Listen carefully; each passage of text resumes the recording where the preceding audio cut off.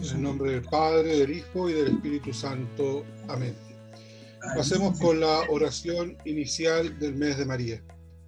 Oh María, durante el bello mes, todo resuena con tu nombre y alabanza. Tu santuario resplandece con nuevo brillo y nuestras manos te han elevado un tono de gracia y de amor. Desde donde pides nuestras fiestas y escuchas nuestras oraciones y votos. Para honrarte hemos esparcido frescas flores a tus pies y adornado vuestra frente con guirnaldas y coronas. Mas, oh María, no te das por satisfecha con estos homenajes. Hay flores cuya frescura y lozanía jamás pasan, y coronas que no se marchitan. Estas son las que tú esperas de tus hijos, porque el más hermoso adorno de una madre es la piedad de sus hijos, y la más bella corona que puedan depositar a sus pies es la de sus virtudes.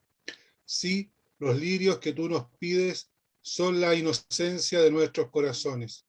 Nos esforzaremos, pues, durante el curso de este mes, consagrado a tu gloria, oh Virgen Santa, en conservar nuestras almas puras y sin manchas, y en separar de nuestros pensamientos, deseos y miradas, aún la sombra misma del mal. La rosa, cuyo brillo agrada a tus ojos, es la caridad, el amor a Dios y a nuestros hermanos.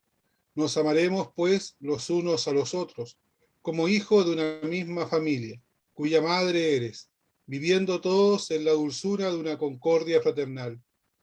En este mes bendito, procuraremos cultivar en nuestros corazones la humildad, modesta flor que te es tan querida, y con tu auxilio llegaremos a ser puros, humildes, caritativos, pacientes y esperanzados.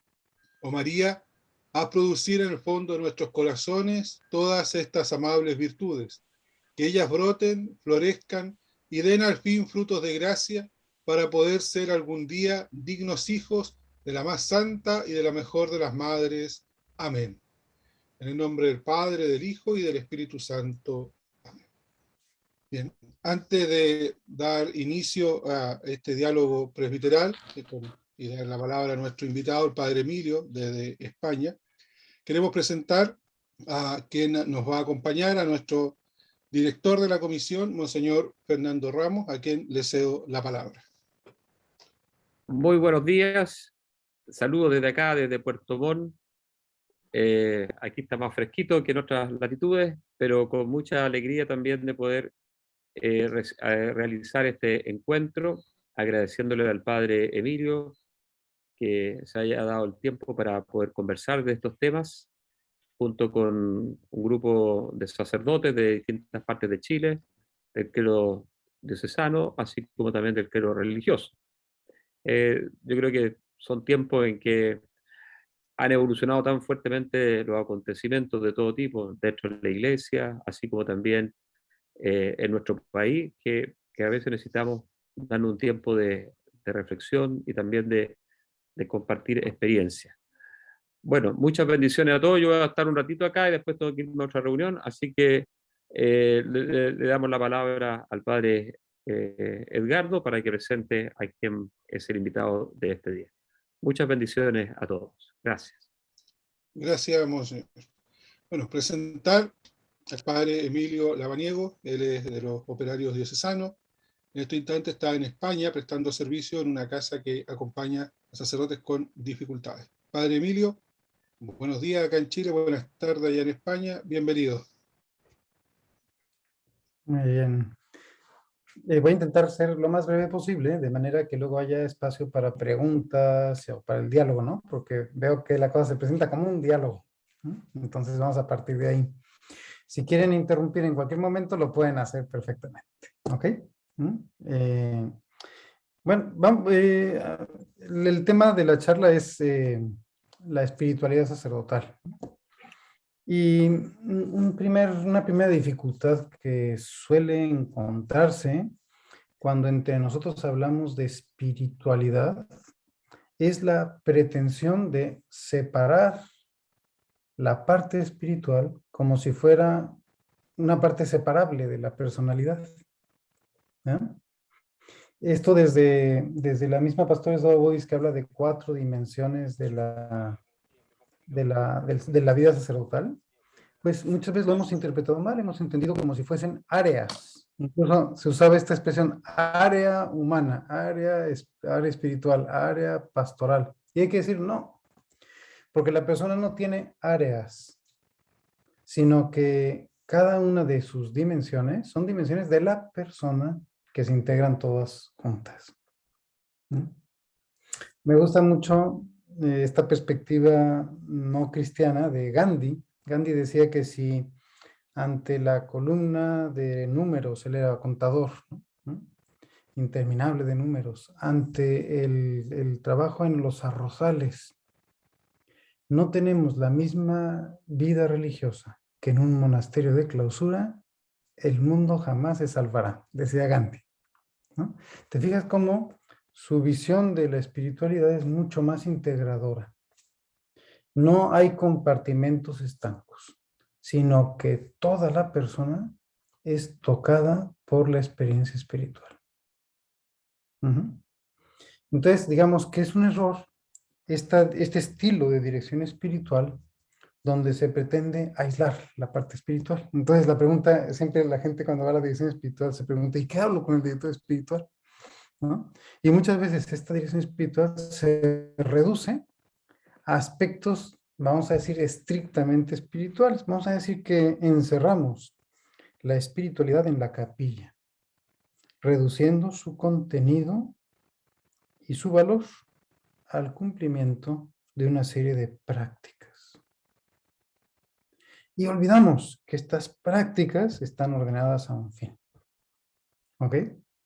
Jesús se alejó radicalmente de esta percepción, de este tipo de espiritualidad del cumplimiento.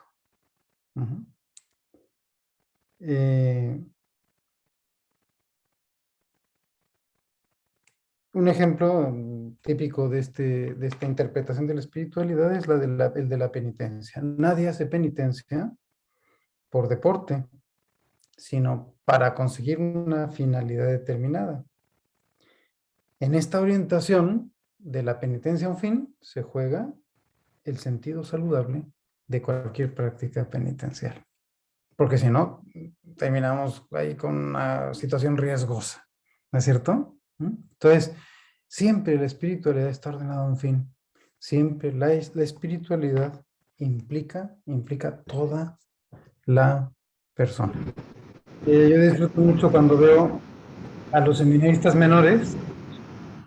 Yo soy mexicano, ¿no? Y en México hay seminaristas menores con mucha frecuencia, ¿no?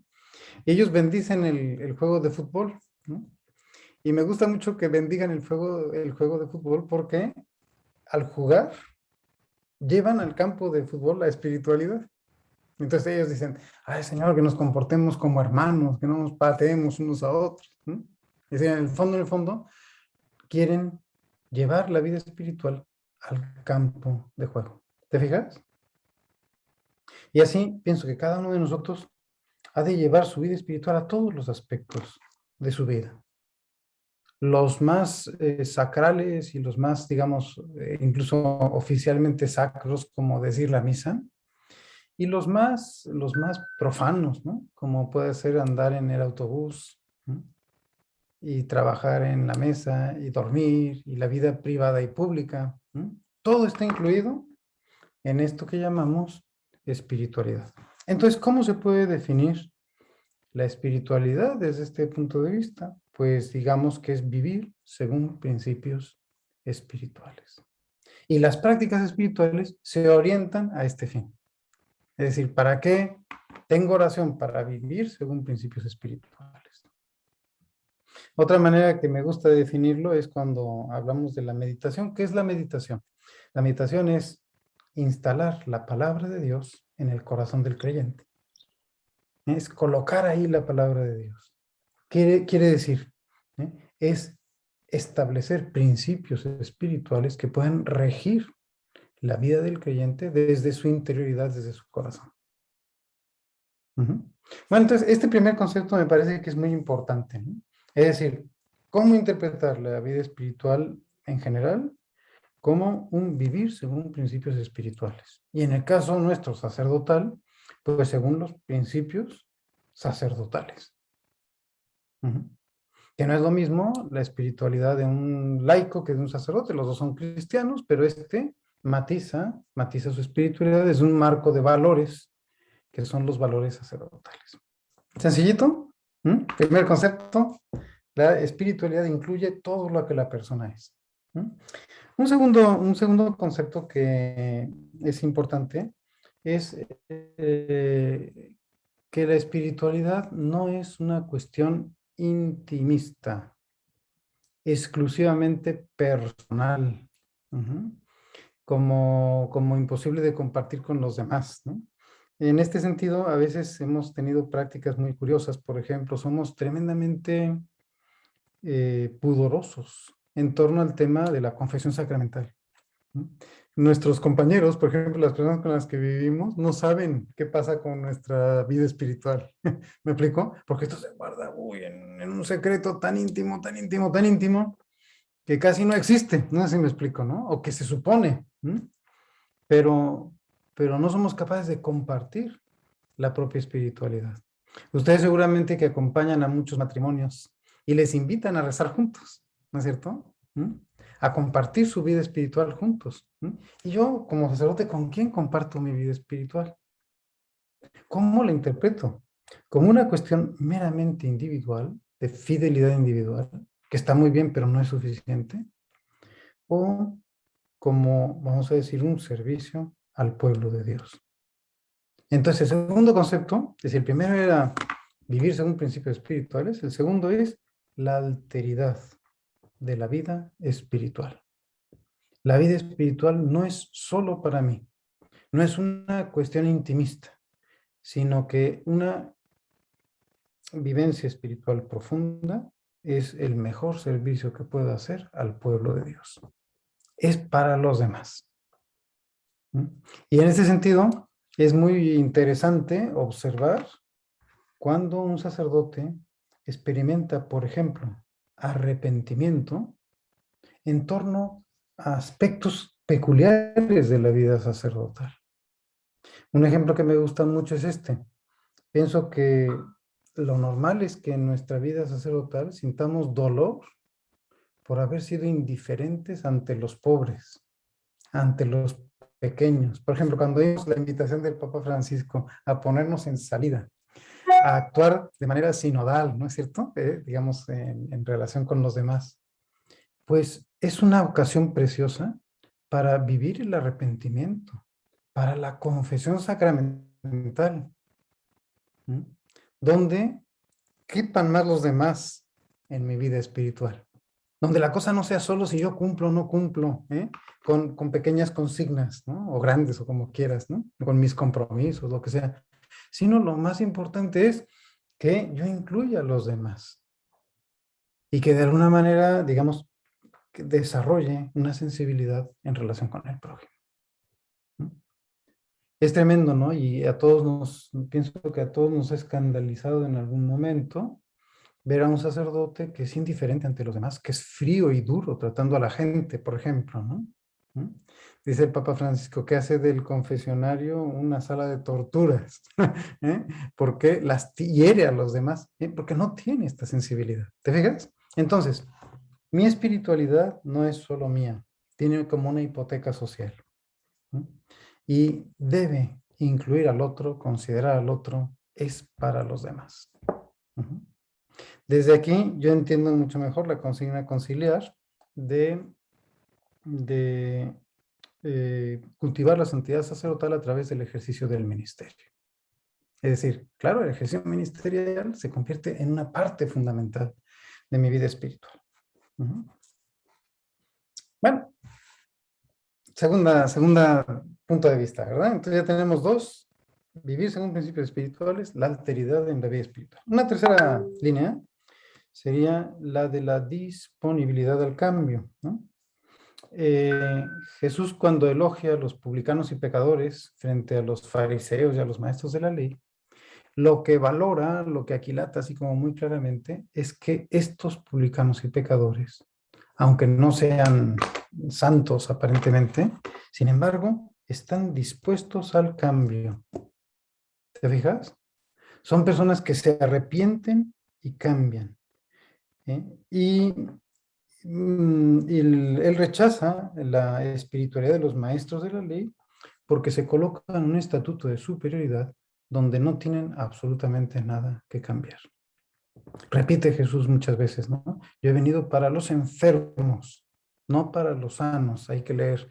Yo he venido para los que se sienten y se experimentan como enfermos necesitados y no para los que se sienten y experimentan como superiores a los demás.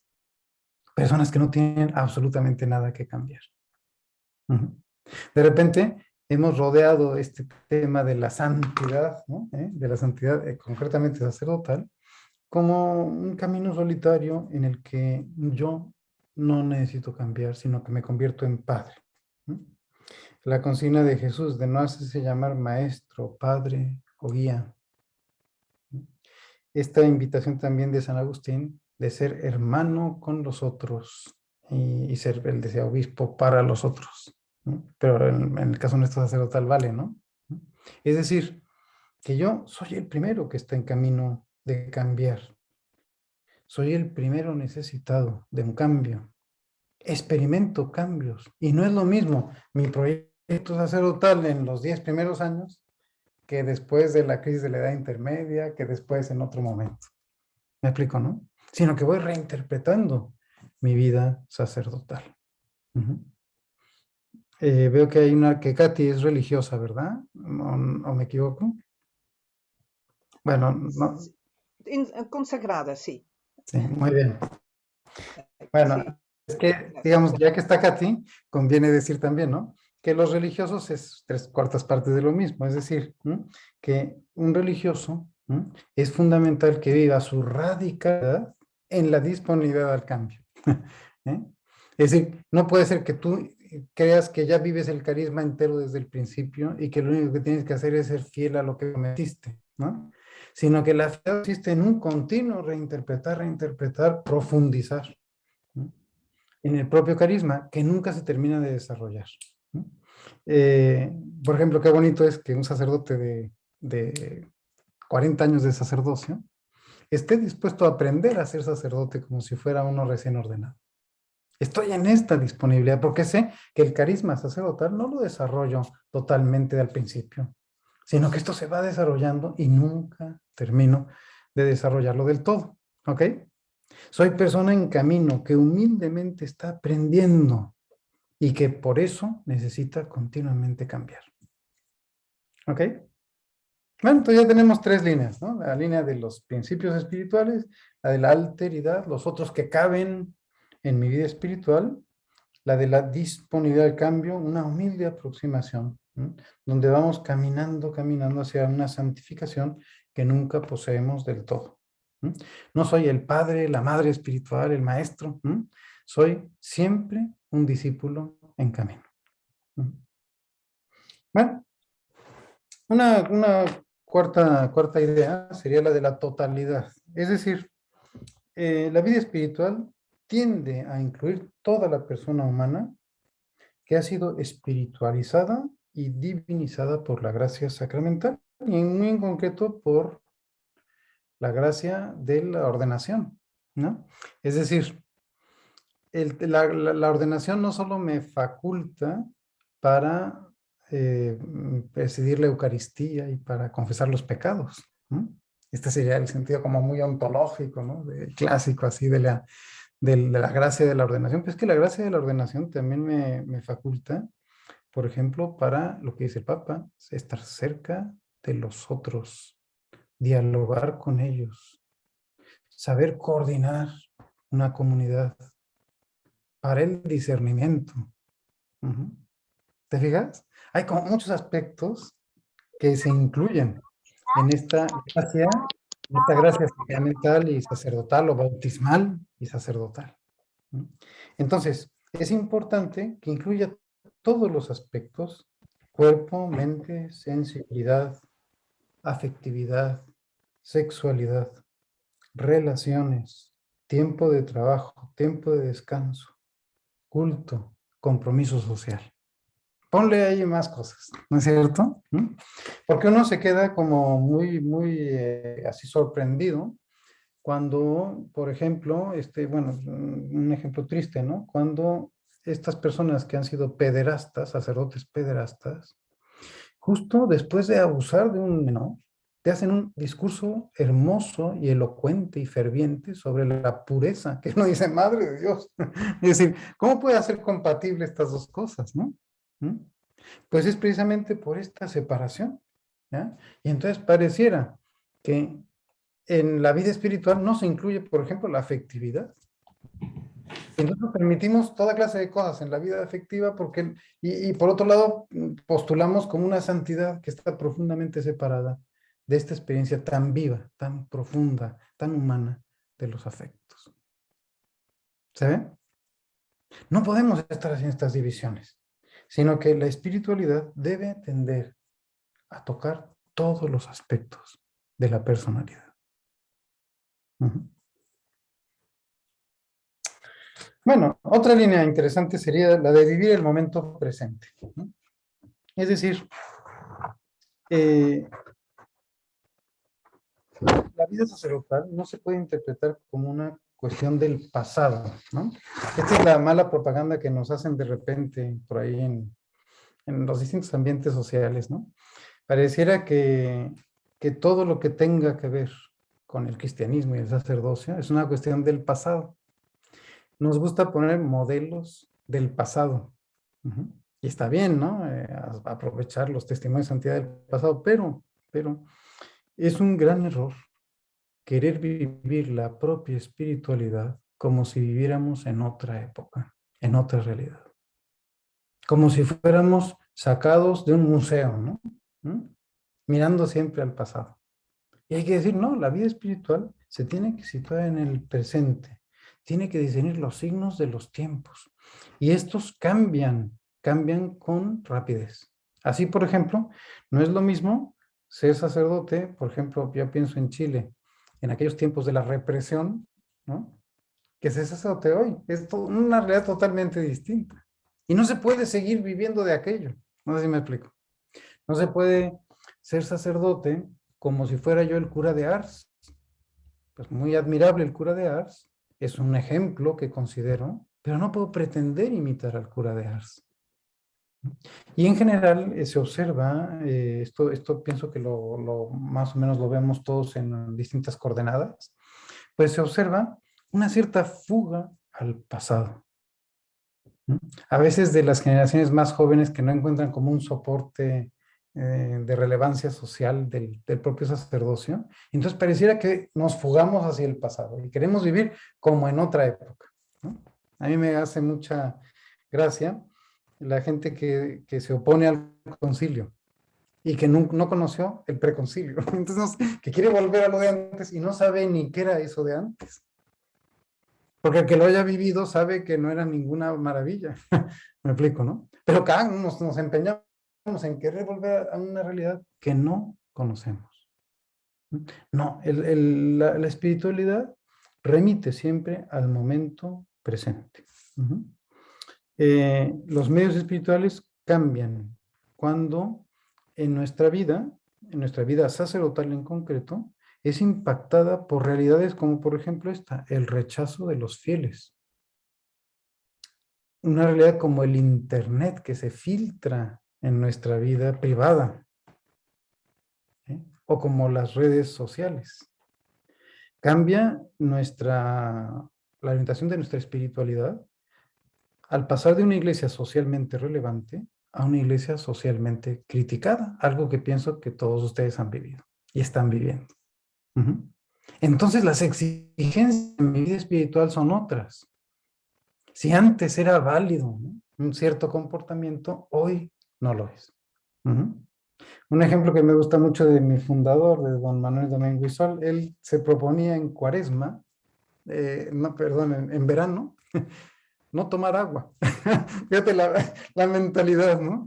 En verano no tomar agua, pero por Dios, eso cualquier médico te dirá que es una barbaridad, ¿no? Que es un atentado contra la propia salud. Claro, siglo XIX, ¿no? Con cierta formación X, ¿no? Vale esa postura. Y no acuerdo que era una postura, digamos, una expresión de una santidad sacerdotal. En verano no tomar agua, ¿no? Hoy sería absurdo querer vivir esto. ¿Se ve claro? No puedo vivir en el pasado, sino tengo que vivir en las coordenadas del presente. De modo que la propia experiencia espiritual sea significativa en el contexto actual y no sea como una especie de cosa anacrónica sacada de una realidad truculenta de otro lado. Me explico, ¿no? Tiene que situarse en el presente. Bueno, pues estas coordenadas me gustan porque acotan de alguna manera el tema de la vida espiritual del sacerdote, ¿no? Lo repito brevemente para resumir, ¿no? Primero, vivir según principios espirituales. Esta es la definición de la espiritualidad. La alteridad, que quepan otros en mi vida espiritual. La disponibilidad al cambio, que mi vida espiritual implique ponerme en camino, estar aprendiendo, continuar aprendiendo siempre. La totalidad, ¿no? Que incluya todos los aspectos de mi personalidad y que se sitúe en el momento presente. Bueno, entonces, visto así la cosa, pues entonces, ¿cómo podemos profundizar en la definición de la espiritualidad sacerdotal? Y a mí se me ocurre hacerlo en torno a una serie, un conjunto de sensibilidades. Y entonces aquí yo quiero recurrir al baúl de los recuerdos de cada uno de ustedes para que recuerden su formación inicial. En el seminario fuimos desarrollando una serie de sensibilidades, ¿no? Que son todas muy interesantes, pero que se complementan entre sí. Explicándolas se va a entender mejor, ¿no? Este conjunto de sensibilidades crean un ethos o un contexto moral, ¿no? O si quieren decirlo de una manera más actual, un estilo de vida, ¿no? Así como la gente habla de sus estilos de vida, bueno, pues podemos hablar del estilo de vida sacerdotal, ¿no? Para verificar cómo está tu vida espiritual como sacerdote, basta con observar si se desarrollan o se deterioran estas sensibilidades. Porque todo esto se estira y se encoge, ¿no? Entonces vamos ahí a cada una de ellas, ¿no? Una sensibilidad que es muy típica del creyente y particularmente del sacerdote es la sensibilidad bíblica. Comienza con una sincera valoración de la palabra de Dios como parte irrenunciable de tu vida de fe y de tu ministerio sacerdotal. En el seminario, todos recibimos esos dos famosos ministerios del lectorado y el acolitado, ¿no? Y hay una orientación distinta cuando estos ministerios son laicales que cuando se hacen con los candidatos para el ministerio presbiteral. ¿Por qué? Porque el acolitado y el laicado y el lectorado son como medios formativos para desarrollar cosas importantísimas, una sensibilidad de los seminaristas.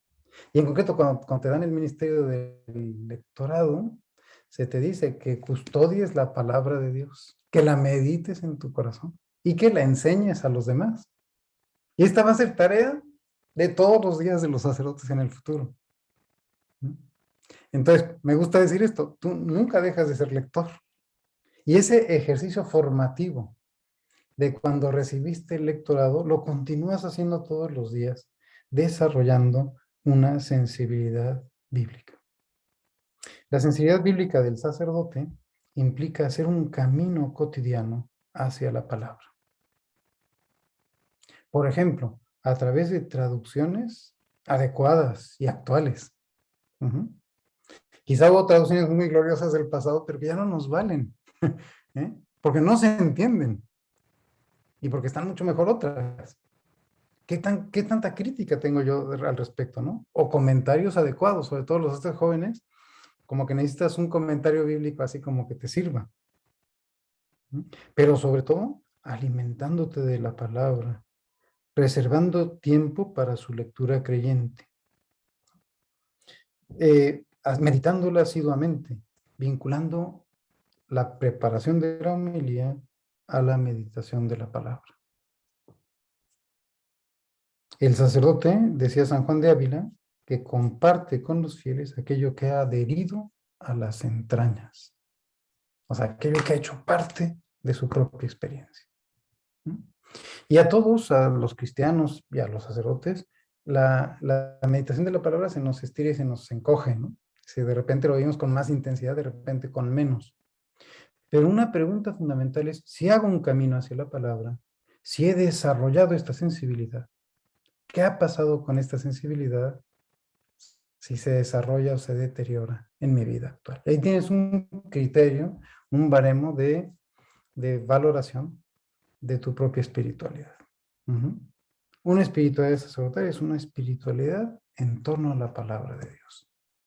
Porque esto es parte esencial de tu ministerio. Bueno, algo similar podríamos decir del otro ministerio que recibimos de seminaristas, el del acólito, ¿no? Y allá se dice, bueno, pues que tengas este sentido de lo sagrado, que te acerques a servir al altar, ¿no es cierto? En esto la espiritualidad sacerdotal del siglo XIX era como muy sensible, ¿no? A estos temas de lo sagrado, de la importancia de este oficio de los ángeles, tal, estas cosas que decían, ¿no? Pero vamos a decir que tiene una gran importancia que tú tengas una sensibilidad litúrgica, una delicadeza grande en este sentido. Y se nota la espiritualidad de un sacerdote, por ejemplo, solamente mirando el estado en que tienen los vasos sagrados. Si están bien restaurados, limpios.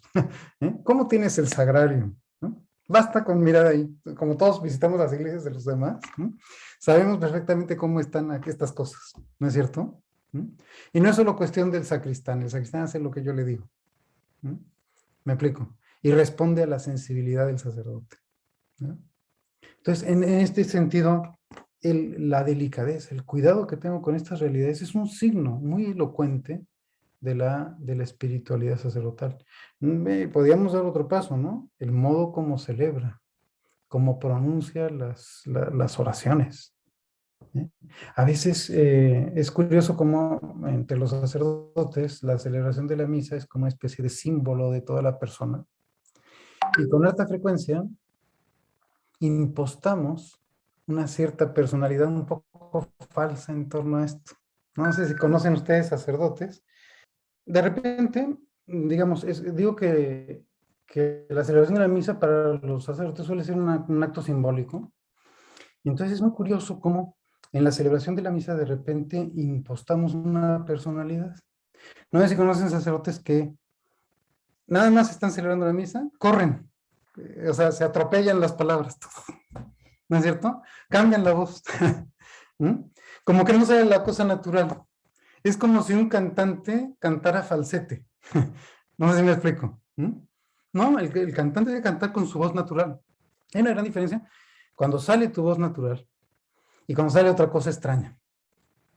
Que uno dice, aquí hay algo de artificial, de no armonizado. Hay una falta de sensibilidad. ¿Ok? Y evidentemente, si el sacerdote va a guiar la oración del pueblo de Dios y la vida espiritual del pueblo de Dios, tiene que tener sensibilidad para esto. Tiene que haber desarrollado un estilo tal que facilita, promueve, guía la vida espiritual de los demás. Y entonces fíjate qué interesante, el sacerdote que sabe respetar los silencios, que sabe promover, ¿no?, como la devoción de las personas, que invita a la participación. Y todo lo hace con su testimonio, no solamente con palabras, ¿no? Muy bien.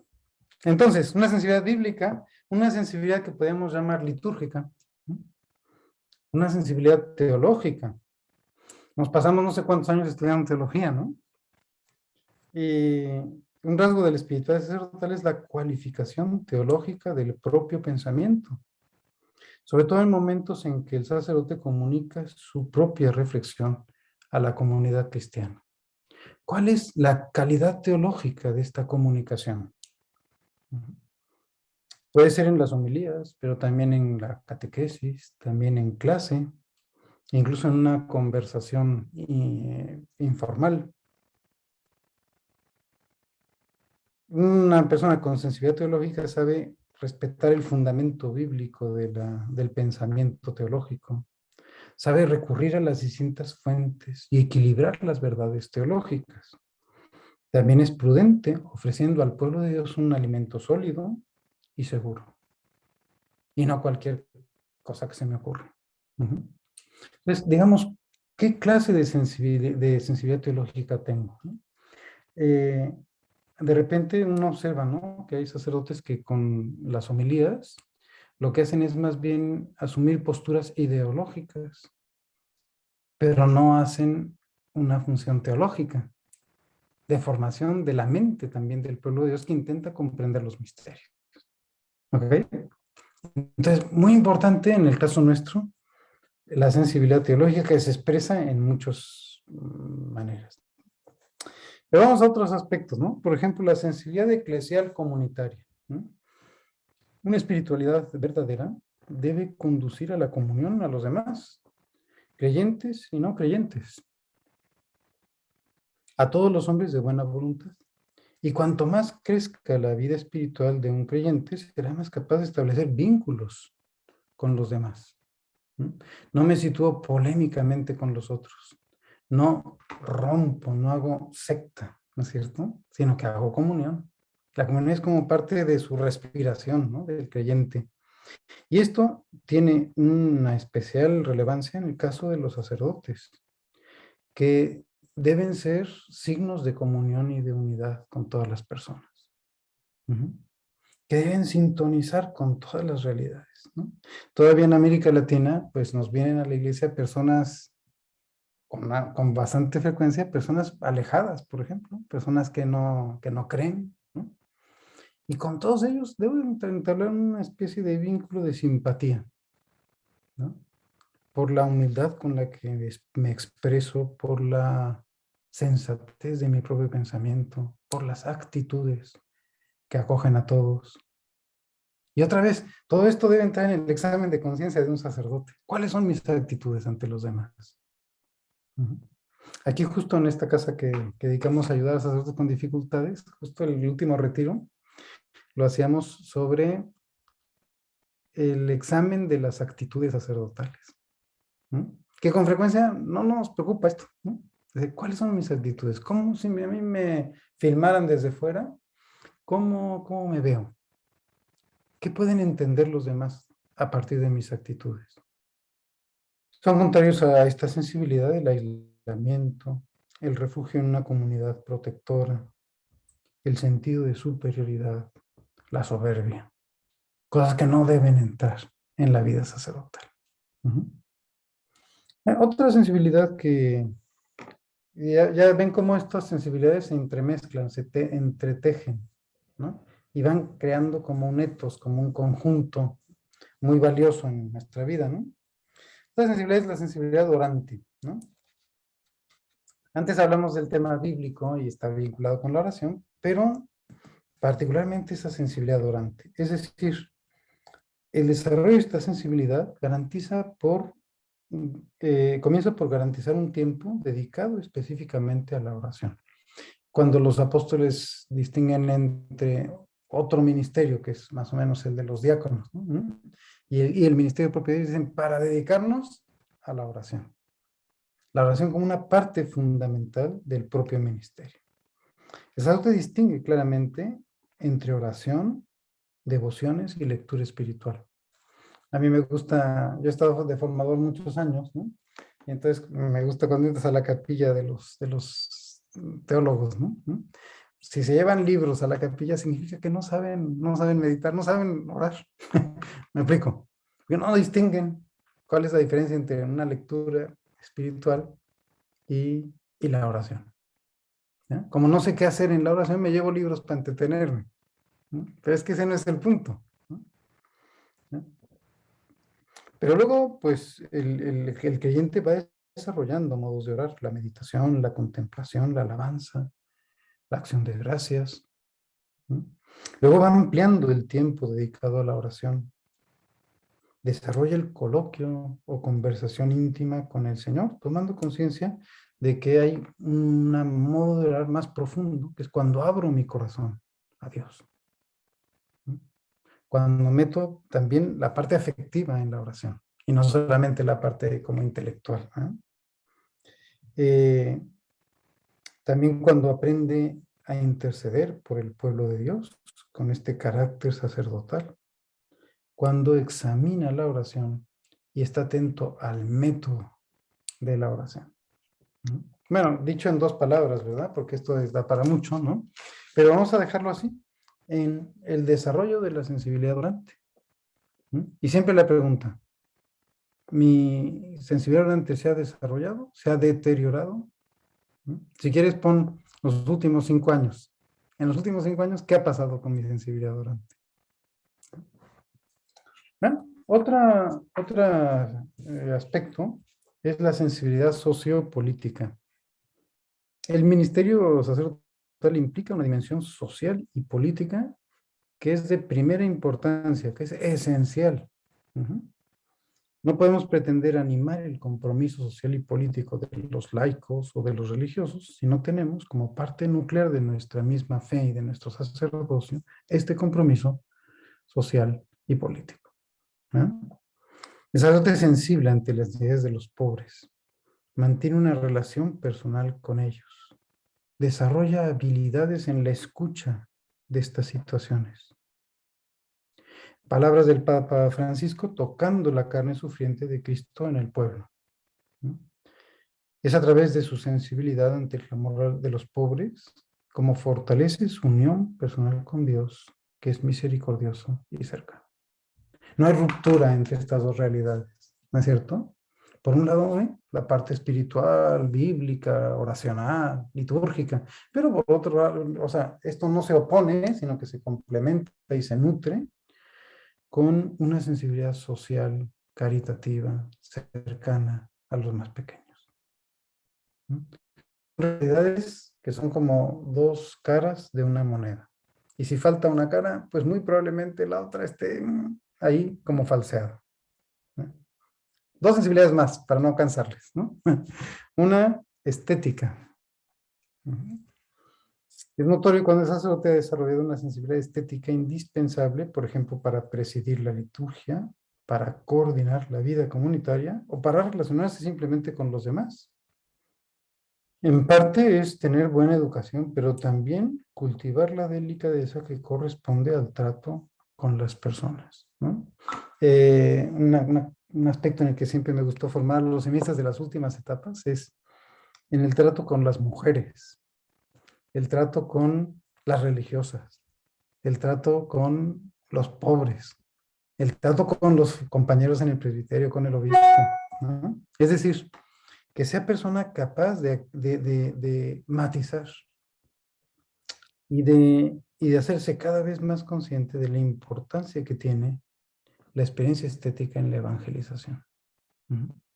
Hay una diferencia notable entre una iglesia, justo me contaba un padre hace poco, ¿no? Que tenía un problema porque la gente aquí habla mucho en las iglesias, ¿no? Entonces llegan a la iglesia y en vez de estar calladitos rezando, lo que hacen es parlotear así como cotorras, ¿no? Yo le decía, pues mira, paga un organista que toque unas fugas antes de que empiece la misa, cuando esté llegando la gente, y verás qué rápido la gente se coloca en una tesitura orante, ¿no? Pero no te estés quejando de que ellos hablan. Pon un medio para que las gentes puedan meterse en un clima litúrgico y oracional. Es sencillo de hacer, ¿no es cierto? Pero con frecuencia no lo hacemos, o no nos fijamos. Bueno, en el contexto aquí de España, ¿no? La austera belleza que caracteriza la liturgia viene expresada en el Concilio Vaticano II, en la Sacrosanctum Concilium, dice: busquen más bien una noble belleza que la mera suntuosidad. ¿No? Bien clarito, ¿no? Es decir, que es un estilo de una austera belleza que de alguna manera conecta con todos, invita a todos a tener una experiencia espiritual. Este cuidado a la vez bello y simple de la vida tiene una profunda sintonía con los rasgos estéticos de la sociedad actual, ¿no? Es decir, ha cambiado mucho el tema, por ejemplo, del vestido en la sociedad actual, ¿no? Antes había que llevar las costuras por adentro, ahora hay que llevar las costuras por afuera. Nadie entiende, ¿no? O sea, esto ha cambiado radicalmente, ¿no? Piensen cuando haces de estos roperos comunitarios, ¿no? Los trajes de vestir, esos nadie los quiere, ¿no? Porque ya no se usan, que ya es una cosa que no funciona, ¿no? Funcionan otras cosas distintas, ¿no? Entonces la pregunta es, yo sintonizo con esta sensibilidad estética, ¿eh? ¿En qué medida engancho con la realidad que me rodea? Y por último, no porque sea poco importante, la sensibilidad ecológica, ¿no? El sacerdote en el tiempo presente está llamado a desarrollar una delicada sensibilidad ecológica.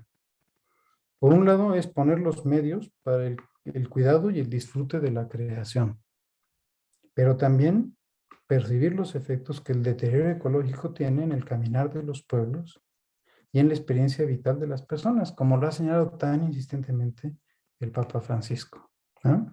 Es decir, el tema ecológico es como un dogma de la sociedad actual, ¿no? Y parece fundamental que yo sintonice con esto. No sé si me explico, ¿no?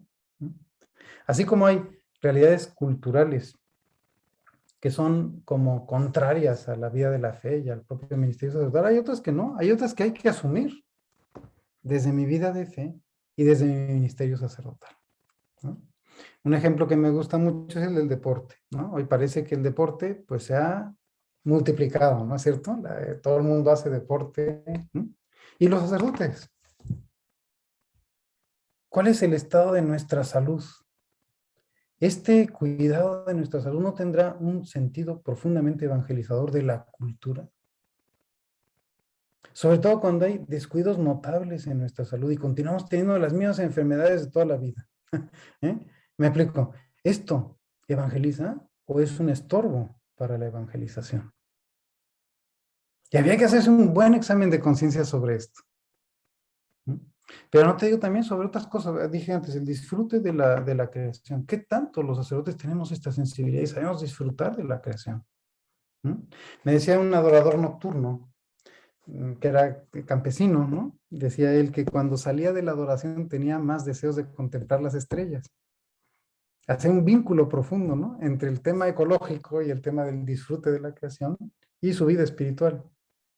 Y yo como sacerdote, ¿qué vínculo establezco entre ecología y vida espiritual? No te digo el tema, pues, de los efectos del deterioro ecológico en las personas, los pueblos, el caminar de los pueblos. Bueno, pues hasta aquí una serie de sensibilidades que ustedes seguramente pueden indicar otras, ¿no es cierto? Y muy desde su contexto. Pero lo interesante es este tejido de sensibilidades que se va desarrollando y crea como un deber moral. Es decir, como que perfila un estilo de vida que es el propio del sacerdote, al que podemos llamar, con toda razón, espiritualidad. ¿Te fijas? El estilo de vida que es coherente con su propio ministerio y coherente con el contexto en el que vive. Que entra en diálogo así con la realidad, ¿no? Y que implica pues un camino de continua santificación. ¿Bien hasta ahí?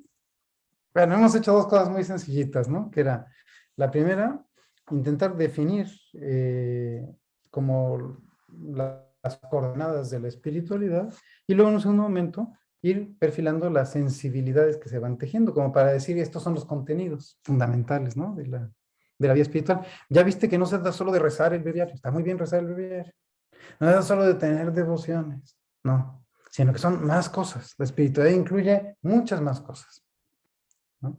Implica un ser espiritual. Bueno, y vamos a fijarnos por último en algunos medios para cuidar la propia vida espiritual como sacerdotes, ¿no? Bueno, entonces una primera cosa sería verificar mi situación espiritual. Es decir, ¿en qué medida se desarrollan o se deterioran las sensibilidades que hemos descrito? Esto se puede conseguir a través de dos vías, ¿no? Dos vías muy sencillas que están a nuestra mano de todos y que son muy fáciles de usar, ¿no? La primera es la autoobservación. Bueno, o sea, si no duermo, pues se me ven mis ojeras, ¿eh? Me estoy durmiendo ahí cuando conduzco, yo qué sé más, ¿no? ¿Ya? Con un poquito que me observe, que tenga yo capacidad de autoobservación, caigo en la cuenta de cuándo mi sensibilidad se desarrolla y cuándo no.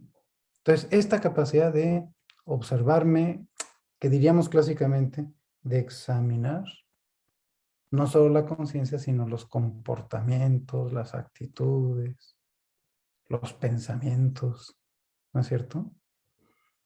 San Juan de Ávila hablaba de un entrar en juicio consigo mismo. Entonces, observarme a mí mismo para corregir la senda, no sentirme persona que ya está hecha, sino persona que está en camino y como tiene que corregir, se observa. Pero evidentemente la observación no da para, no es suficiente, sino que hace falta también contar con lo que otros observan. Y a esto le llamamos la corrección fraterna, y es la segunda vía. Entonces, dos maneras de verificar mi vida espiritual. Una, observándome a mí mismo, ¿no? Y sacando conclusiones. Otra, admitiendo las correcciones de los demás. Me gusta graduar esto de la corrección fraterna, esto me gusta hacerlo con los seminaristas, ¿no? Para el curso propedéutico, el primer año, ¿no? Del seminario, pues que ya no recurras a los mecanismos de defensa cuando te corrigen. Si alguien te corrige, te enojas, lloras, culpas a otros, proyectas, no, sino que ya agradeces la corrección y tomas nota, ¿no? Eso para el primer añito. Después, bueno, ya no solo tolero las correcciones, sino que las agradezco, ¿no es cierto? Y entonces digo, tomo nota, ¿no? Segundo paso, ya no me enfado, sino que tomo nota. Tercer paso, no solo tomo nota, sino que pido las correcciones. En el caso de los sacerdotes es facilísimo porque si te pones al tiro la gente te dice cosas. En vez de irte corriendo a la sacristía, salte a la puerta a despedir a la gente. Verás cómo la gente te dice cosas. Si tú te pones al tiro, la gente te va a decir un montón de cosas que tienes que corregir. Desde cómo usas el micrófono hasta las actitudes que tienes, etc. ¿No es cierto? Y si lo pides a personas más cercanas y más amigas, pues con mucha más razón. ¿Ok? Entonces, la corrección fraterna. Y por último, el cuarto nivel de la corrección fraterna es de cuando ya me autocorrijo, que tiene que ver con lo que antes había dicho de la autoobservación. Cuando yo he aceptado que hay cosas que hago mal, ¿no? Cuando tengo una cierta práctica en aceptar la corrección fraterna, pues ya llega un momento en que ya me instalé como en mi foquito rojo, que me está diciendo, cuidado porque te estás comportando mal. Bueno, el punto es, primer paso o primer medio para vivir mi vida espiritual adecuadamente es verificar mi situación espiritual, ¿no? Y si recorrimos a la definición que dimos desde el principio, sería verificar si estoy viviendo según principios espirituales y evangélicos, si estoy viviendo según el marco de los valores sacerdotales.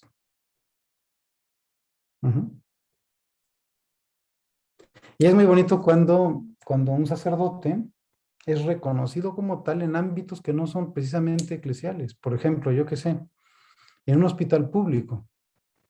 Y no es reconocido por lo que se pone fuera, por el aspecto externo, sino es reconocido por sus actitudes, que son las propias, las que se esperan de un sacerdote. ¿Se ve claro esto, verdad? ¿Cómo tenemos 1000 ocasiones para poder mostrar esta propia identidad? Bueno, entonces, la primera cosa es verificar la situación espiritual, ¿no? Una segunda cosa es recurrir a diversos niveles en el acompañamiento, ¿no?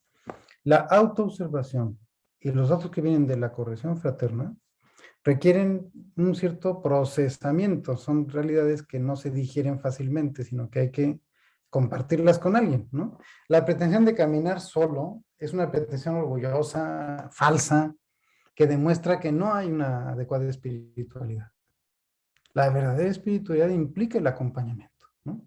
Los que saben de esto dicen que hay dos realidades que hacen antropológica la gracia, que es la oración y el acompañamiento, ¿no? Bueno, entonces vamos a ampliar un poquito más esto. Múltiples opciones de acompañamiento espiritual. Bueno, puedes tener la primera, así como muy básica, la de tener un confesor, ¿no es cierto? Y esto se encuentra habitualmente en el mismo clero diocesano. Siempre hay padres que hacen este ministerio muy bien, con los que tú puedes confiar como tu intimidad a través de la confesión sacramental. Juntito a la confesión sacramental, la dirección espiritual, ¿no es cierto? ¿Ya? Que hoy hay medios más que de sobra. Hoy me impresiona la cantidad de gente que hace dirección espiritual por estas vías electrónicas, ¿no? ¿Ya? Pero mucho mejor si se hace así bien, presencialmente. Como Chile es tan largo, tan largo, tan largo, me imagino que de repente las conexiones electrónicas son muy útiles, ¿no? Y que de la pandemia hemos aprendido un poco a aprovechar mejor estos recursos, ¿no? Pero lo que quiero decir es una dirección espiritual. ¿Cuánto tiempo se lleva la dirección espiritual? Más o menos 12 horas al año. ¿Quién no tiene 12 horas al año? ¿No? Cuando una religiosa te pide dirección espiritual, ¿no? ¿Ya? Lo que te está pidiendo es solamente que le dediques 12 horas al año. No es mucho. ¿Ya? ¿Cuánto más dedicamos al internet? Piensa, a las redes sociales. Entonces se puede hacer esto, ¿no? ¿Eh? Y lo mismo, para mi propia dirección espiritual, no hace falta demasiado tiempo. Basta con este acompañamiento frecuente, ¿eh? Con una persona que me pueda ayudar, ¿no es cierto? Bueno, otra vía de acompañamiento muy interesante que el Papa Francisco insiste mucho son las buenas amistades. O sea, un buen amigo se distingue de los amigotes, porque los amigotes haces con ellos un pacto en el que yo te rasco la espalda, tú me rascas la espalda y nos alimentamos nuestras propias inconsistencias, ¿no? Pero los buenos amigos te dicen la verdad, ¿no? Te confrontan, te ayudan a crecer. ¿Cuántas veces, por ejemplo, cuando de sacerdotes jóvenes, estos buenos amigos fueron nuestros padres? ¿No es cierto? Gente incluso que no es muy de iglesia, pero que de alguna manera te estaban recordando las cosas, te observan y te corrigen. ¿No? El Papa insiste mucho en tener buenos amigos sacerdotes, ¿no? O sea, una auténtica amistad sacerdotal, que es un referente como muy importante en personas que han hecho un compromiso de celibato. El punto es encontrar esta referencia amistosa que tiene mucho que ver con lo que antes decíamos de la corrección fraterna, ¿no? También, y no tener miedo de esto, de hablarlo con claridad, es el tema de la ayuda profesional. Por ejemplo, de un médico, de un nutricionista, de un psicólogo, de un psiquiatra, de un preparador físico. Aquí tenemos a todos esos profesionales aquí en esta casa y es muy curioso cómo los sacerdotes cuando llegan aquí, desde casi el primer día comienzan a hablar de que fueron al psicólogo. Se puede hablar sin tapujos de esto. Es decir, no hay que ocultarlo como si fuera un pecado, ¿no? Sino que se puede perfectamente decir, pues, me toca ir al psicólogo, ¿no? ¿Ah? Y de repente en nuestra vida lo necesitamos. Me gusta mucho decir esto, el camino sacerdotal y del celibato es un camino extraordinario. Creo que en eso estamos todos de acuerdo. No es cantar y coser, no es así como el camino de cualquiera. Esto tiene sus exigencias, es un camino extraordinario. Y por tanto, hay que poner medios extraordinarios y particularmente en el acompañamiento. Entonces, no tiene nada de raro que uno recurra a un profesional, ¿no? Según necesidades, ¿no? En distintos aspectos. Y hay otro acompañamiento que a veces miramos como con cierto recelo, que es el acompañamiento de nuestros superiores, en concreto del obispo, ¿no? Pienso que en la realidad la gran mayoría de las diócesis chilenas son presbiterios pequeñitos, ¿no? Donde el obispo nos conoce perfectamente a cada uno, ¿no? Y es importante decir la verdad al obispo, confiar en él, porque al final es el que puede poner medios cuando es necesario. No sé si me explico, ¿no? Justo en la semana pasada me llamaba un obispo y me decía, no, pues es que vino un sacerdote a contarle a su obispo. Me dijo todo lo que le contó, terrible, ¿no? Pero, claro, cuando eres tú el que lo cuenta, tú el que lo abre, es totalmente otra cosa, ¿no es cierto? Que si te pillan, ¿no? ¿Ya? No se trata de jugar al escondite con el obispo, sino de reconocer, pues, su autoridad y con toda confianza mostrar lo que te pasa. No sé si me explico.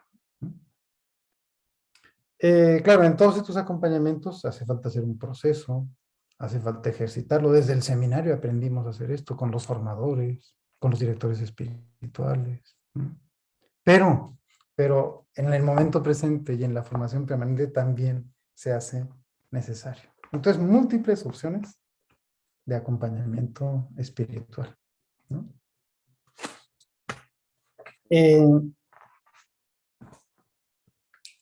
Hay una figura que en los presbiterios siempre aparece, ¿no? Así como ustedes conocen esos sacerdotes que aparecen en los presbiterios que son como boicoteadores, que siempre crean mal ambiente, que todo lo critican. Conocen, ¿no? Alguno por ahí, ¿no? Bueno, pues también hay en los presbiterios sacerdotes que tienen un carisma muy particular, que saben, han desarrollado la habilidad de acoger y acompañar a otros hermanos en el presbiterio. Y estos tienen un inmenso valor en cada diócesis. Son esas personas como yo, que sé, con una sensibilidad particular, con una discreción así como muy cuidadosa, que saben estar junto a otro y no tienen problema de admitir en su casa y en su compañía a una persona que incluso ha pasado por serias dificultades. No sé si me explico. Son estos que saben estar cerca, ¿no? Y que quizá sean personas a las que conviene recurrir y abrirse con más facilidad, ¿no? Es decir, yo creo que este tipo de carisma hay que reconocerlo, hay que pedirlo y hay que formarlo y desarrollarlo, ¿no? Y quizá varios de los que están aquí, que son de los que sí asisten a las reuniones, ¿no? Pues pueden estar llamados a desarrollar este carisma, ¿no? Me gusta decir esto, cuanto más ventanillas del Espíritu Santo estén abiertas, mejor, ¿no? Y no que sea una sola, ¿no? Sino cuantas más y que sean diversas, de distinto tipo, edad, ideología, sensibilidad. No sé si me explico, ¿no? Pero que haya sacerdotes que acompañen a otros sacerdotes. Entonces, digamos, aquí, bueno, a ustedes no les toca organizar esto, pero lo que sí te toca es aprovecharlo, ¿no? Detectar cuando haya este carisma, valorarlo, recurrir a él. Y resulta que si uno lo empieza a ver con otros ojos, resulta que en tu presbiterio hay muchos más valores de los que tú te imaginabas.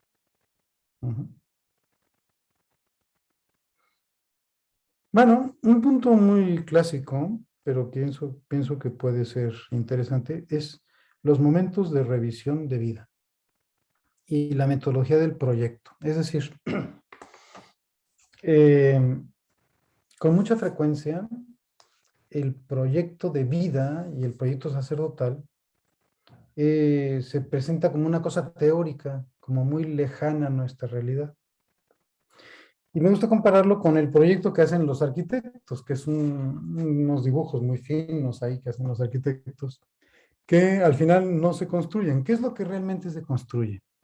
Cuando al albañil le llega ese proyecto y con sus manos así burdas, hace unos trazos así, ¿no? Me explico, unos trazos así como muy genéricos, pero muy claros, ¿no? A mí me gusta mucho ver a los albañiles trabajar, porque lo hacen luego con exactitud el trabajo suyo, ¿no? Y esto es lo que al final se construye. Lo que quiero decir es, el proyecto de vida es un instrumento para llevar consigo, para corregir muchas veces, para afinar continuamente. Y cuando entro en esta metodología del proyecto, entonces aprovecho las distintas ocasiones para la revisión de vida. Por ejemplo, toca ejercicios espirituales. Bueno, pues entre tus cosas que te llevas tu proyecto personal y lo vas a revisar allí. No sé si me explico, ¿no? Yo tuve una experiencia muy bonita porque me tocaba dar clase de espiritualidad sacerdotal en segundo de teología. Entonces a los chicos les pedía como ejercicio final hacer su proyecto sacerdotal. Respondían a la pregunta, ¿qué sacerdote voy a hacer? Y una vez fui a dar ejercicios a un arciprestazgo. Eran 8 sacerdotes, me acuerdo. Y había uno que tenía unos 6 años de cura, ¿sí? Que sacó su proyecto sacerdotal que había hecho en el seminario. Ya era un papel amarillo y tal, ¿no? Y entonces era él muy emocionado.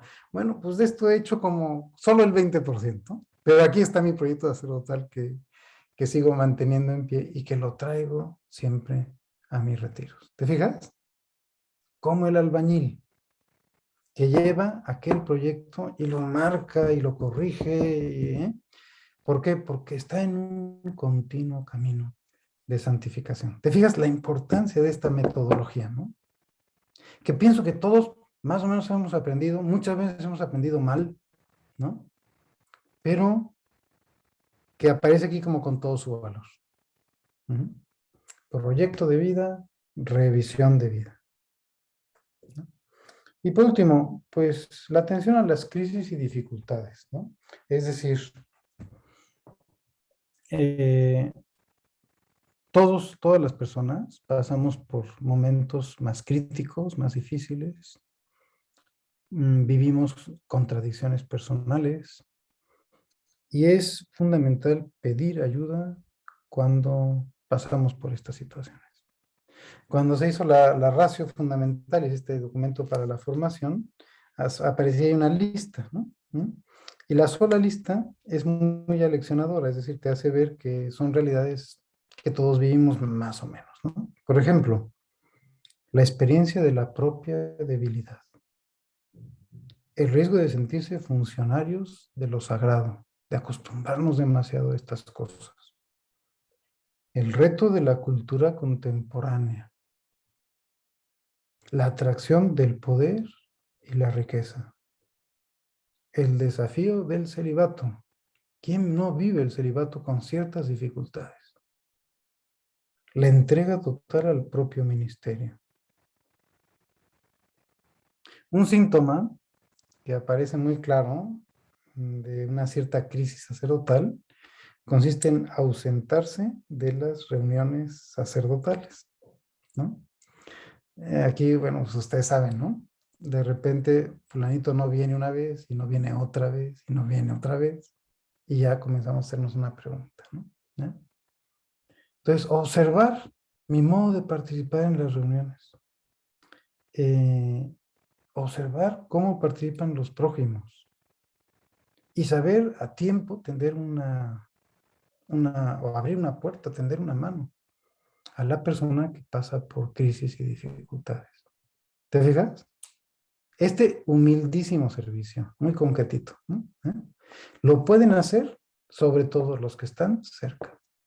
La persona más apta, el que esté más cerca, ¿no? Que se puede dar una vuelta por tu casa, que puede preguntarte cómo estás, o que puede hacer una llamada de teléfono, ¿no?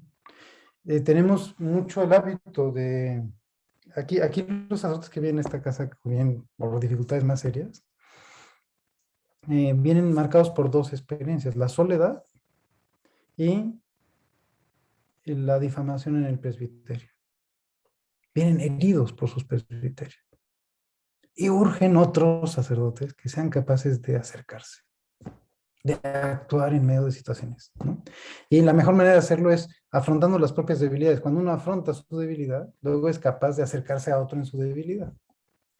Porque más o menos todos somos ovejitas grises. No hay ovejas blancas y ovejas negras, sino más o menos todos somos ovejitas grises. Entonces, la persona que ha pasado por esto y que sabe, que ha sabido pedir ayuda, luego es también hábil para pedir, para dar ayuda a los demás, ¿no? Bueno, Con este panorama, pues nos acercamos a la posibilidad de reavivar el carisma que hemos recibido, desarrollando sensibilidades, acompañándonos a otros, buscando verdaderas amistades, propiciando la corrección fraterna, la apertura de corazón. Y bueno, me gusta, digamos, como hacer ver que esto es un camino de santificación, de continuo crecimiento, que no tengo todo hecho, sino que estoy siempre en camino, ¿no? Muy bien, pues yo creo que es suficiente para así de hablar, ¿no? Y ahora vamos a pasarnos a un momento, no sé, Edgardo, de diálogo así de preguntas y respuestas, como ustedes quieran, ¿no? Sí. Abrimos entonces el diálogo. Para poder preguntar, y eso tienes que abrir tu micrófono, ¿no? Sí, O también se puede levantar la mano. sí, Lino de la diócesis de Melipilla. Sobre las sensibilidades, ¿no? Yo creo que gran parte, dentro de muchas otras, ¿no?, de las crisis sacerdotales o las situaciones de dificultad que puede vivir un sacerdote, tiene que ver con el activismo que muchas veces comienza a darse en medio de nuestra estructura. Primero que nada, la falta de vocaciones nos hace estar atentos no solamente a una parroquia, sino que a varias. Entonces mi pregunta va sobre esta sensibilidad particularmente orante, ¿no? Que se planteó dentro de todo el conjunto que tú hablabas de la sensibilidad, ¿no? Pero para mí considero que cultivar la vida espiritual y sobre todo la vida orante te permite dilucidar lo que es de Dios y lo que muchas veces te aleja de Dios. Me pareció muy interesante y bueno que tú hayas planteado, hermano, este espacio para la contemplación, este espacio para el silencio, y algo que que no todos lo hablan, ¿no? Que la oración también tenga que ver con los afectos, ¿sí? Que no sea un mero ritualismo o no, un momento de estar, sino que también involucre tu persona, tu ser, tus afectos, ¿no? Que se suma la alabanza, la gratitud, etcétera. Pero quizás, ¿cómo podríamos generar en los espacios, ya sea en la vida religiosa, como en el caso mío, pero también en las diócesis, seguir profundizando y animando el tema orante dentro de los sacerdotes, que en el fondo es lo que te permite nutrir, dentro de otras cosas, pero principalmente nutrir el servicio apostólico que uno está realizando? Muy bien. Esto que es del activismo, pues es un problema frecuente, ¿no? En los sacerdotes. Comenzamos por identificar el propio ministerio con el trabajo o con la actividad.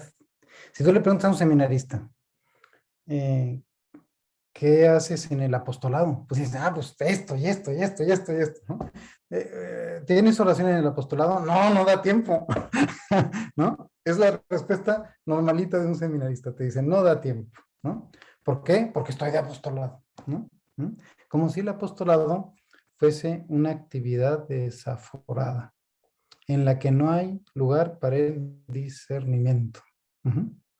Y muy particularmente el apostolado sacerdotal es un apostolado coordinador de distintos ministerios, donde lo más importante no es lo que yo hago, sino lo que yo soy, ¿no es cierto?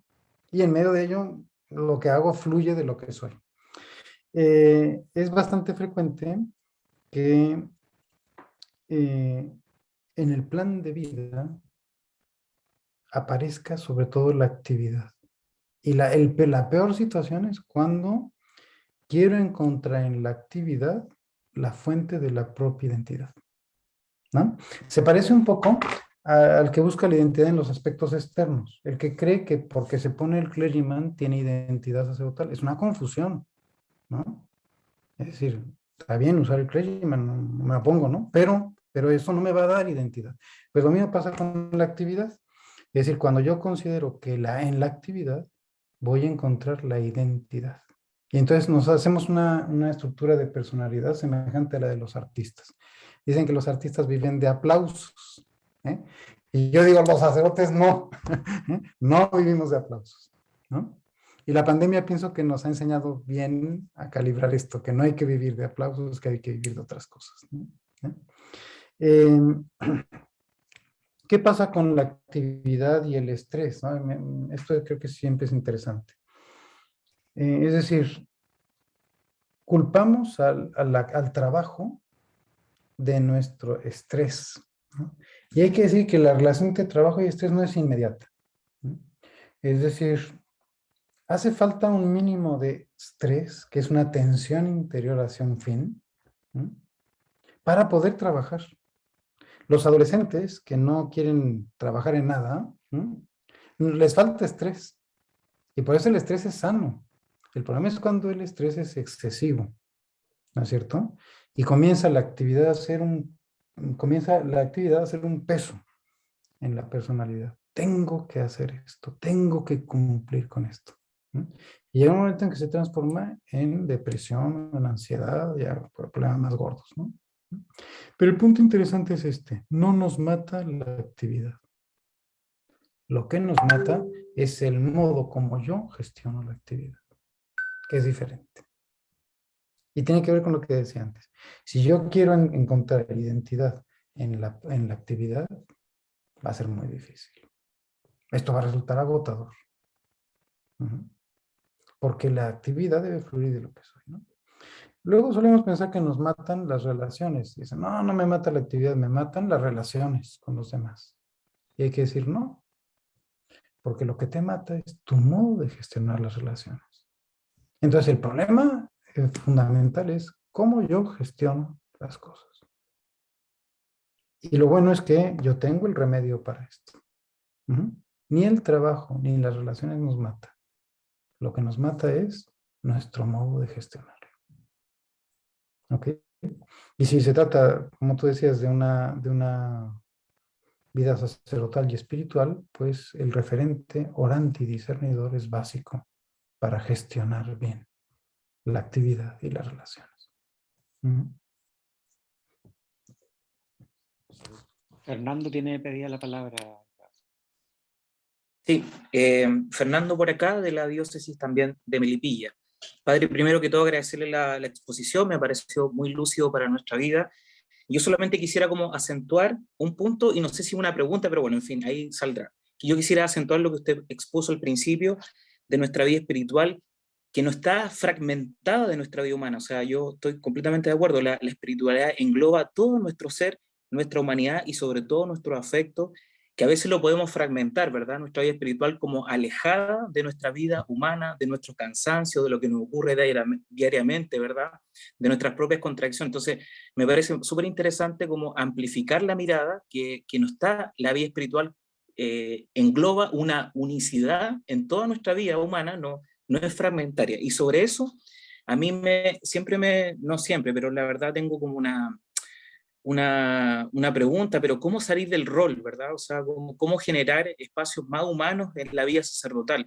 Porque generalmente cuando nos preguntan cómo estamos, respondemos desde el rol. Ahora, no quiero decir con esto que el rol esté malo, ¿verdad? Tenemos un rol como sacerdote, pero ¿cómo hacer más espacio en nuestros decanatos, en la diócesis, de que nuestras preguntas o nuestras respuestas vayan más bien desde nuestro ser, ¿verdad? Y no solamente desde el rol, porque cuando preguntan cómo estamos, sí, en la parroquia estoy bien, pero tenemos estas actividades, pero cuesta como sintonizar con la propia humanidad. Eso. Cuando un día está despejado, decimos, ¡ah, qué bonito sol! ¿No es cierto? Pero cuando está nublado, no nos acordamos de que ahí detrás está el sol. ¿Ok? Entonces, el rol se parece a las nubes que nos tapan el sol. Y el sol se parece al valor. Entonces, cometo un error cuando oriento mi personalidad al rol. Es decir, al cumplimiento de una serie de funciones. A la asunción de un esquema o de un modelo, ¿no? Y acierto cuando oriento mi personalidad al valor y no solo al rol. Voy a poner un ejemplillo, ¿no? La pobreza sacerdotal. Yo vivo la pobreza sacerdotal transportándome en bicicleta. ¿Está bien? ¿Es válida esa traducción de la pobreza sacerdotal? Sí, ¿no? Sin embargo, si yo pretendo imponer a todos los sacerdotes que se transporten en bicicleta, entonces ya estoy orientándome al rol, el rol que es andar en bicicleta y así llevar, no miro el valor de la pobreza, sino miro el rol, ¿no? Este rol de vivir la pobreza en el transporte lo puede ir cambiando a lo largo de la vida. Bueno, pues cuando era joven y estaba en la ciudad, pues me transportaba en bicicleta, pero cuando fui a un pueblo, en coche utilitario, y cuando volví a la ciudad, pues en transporte público, ¿no?